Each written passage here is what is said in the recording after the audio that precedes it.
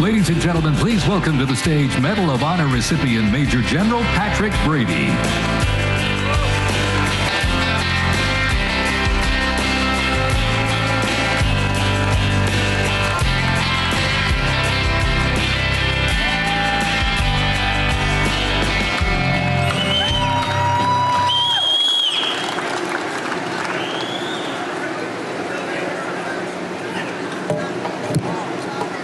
Dang, that's a tough thing to follow. This young man represents the NCOs in our great military. They're the backbone of everything we do. They take care of generals like me for sure.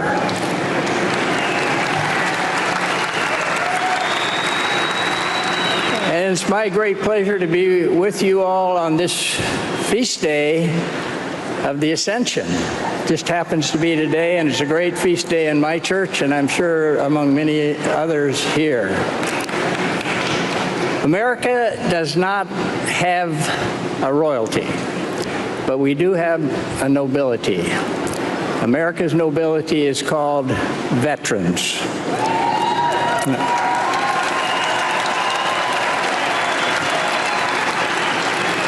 I'm so proud to be part of our nobility. These are men and women who are grounded in faith, who believe that life has no meaning unless lived for the benefit of future generations. They are the great blood donors to our freedom. They are the vault for the values of this nation. They are the miracle that made us. We don't believe we did America a favor by our service and sacrifice. We believe that God did us a favor by allowing us to be born in this great country.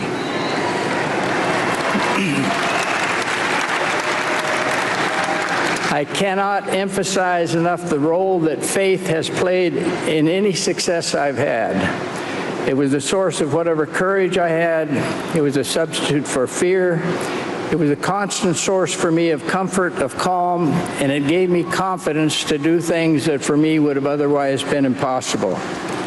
For reasons that escape me, the good Lord has seen fit to bless my life in so many ways, not the least of which was I had the great privilege to save lives. In my youth, I was taught by the Christian Brothers of Ireland, tough group, and they impressed upon us that we should include the good Lord in all our daily activities. I took that habit with me as a combat helicopter pilot in Vietnam. In fact, I take that habit with me on the golf course, especially on the golf course.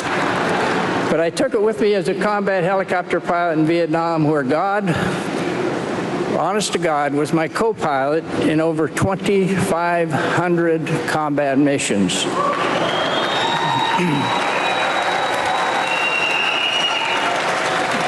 During which we were privileged to rescue over 5,000 wounded men, women, children, enemy as well as friendly. In my second tour, weather and night weather missions were killing more of our crews than the enemy.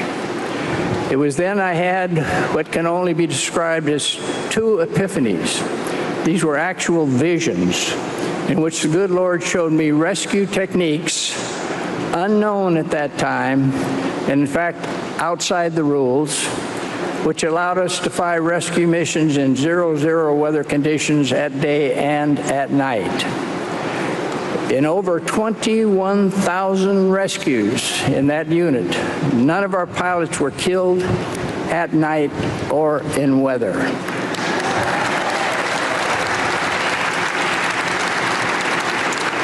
And many lives, for sure, that would have otherwise died, they lived. Now, for those rescues during which I was at most a willing co-pilot, I received the Medal of Honor and the Distinguished Service Cross, our two highest combat awards, and I'm told that I'm the only living veteran that's got both of them.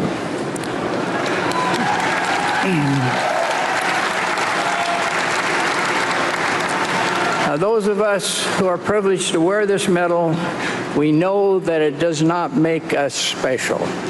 It makes us beholden. We are beholden, first of all, to America's nobility, our fellow grunts, many of whom sacrificed their life that liberty might grow old. We wear it for them. But most of all, we are beholden to the good Lord who saved us so we could serve.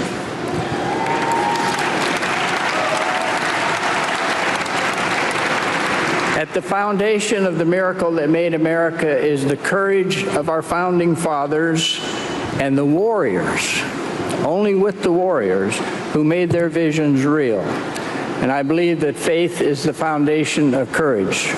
There's no other way that I can explain some of the things I've seen soldiers do in combat. There is no America without faith. I can define my faith. I would not presume to define it for others. I wouldn't try.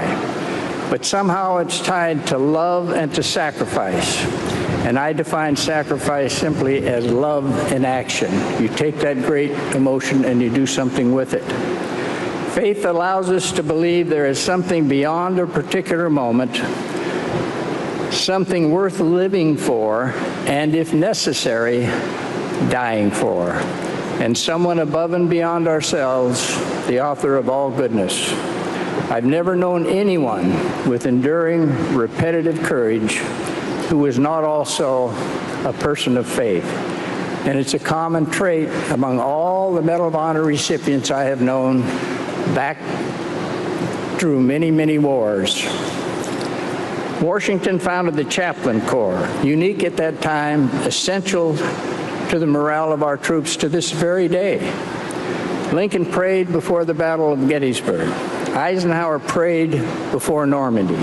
And Patton believed that prayer was a combat multiplier. Now, in some faiths, in my faith, there's a doctrine on grace, amazing grace. It teaches that there's a treasure chest filled with grace, and it was filled by the sacrifices of Jesus and the saints. It's available to all of us to help us in our daily struggles. We can all draw from that chest of grace through no particular merits of our own, but simply because of God's love for us.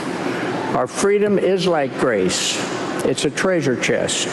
It was filled by the sacrifice of our great heroes and patriots, by our veterans. We all draw from that chest of freedom through no particular merits of our own, but simply because of their love for us. But there's a difference. The chest of grace is inexhaustible because it comes from God. Not so the chest of freedom. It must continuously be replenished by each and every generation. A preacher friend of mine once said that if love is to endure, it must be expressed. We know how important that is in our personal lives, our professional lives. We have to express our love. Same is true of patriotism. It must be expressed as we do here today. And that's why it's vital that we express, honor, and revere the patriotism and the faith that motivated America's nobility, our veterans, because that is at the root of the miracle that made us. So may God bless our warriors. Pray for them. And one last thing. I was at the Museum Bible, History of Bible last night. Bible, when I was taught, it means basic instructions before leaving Earth. It's a great place to go, and I would recommend it to all of you. God bless.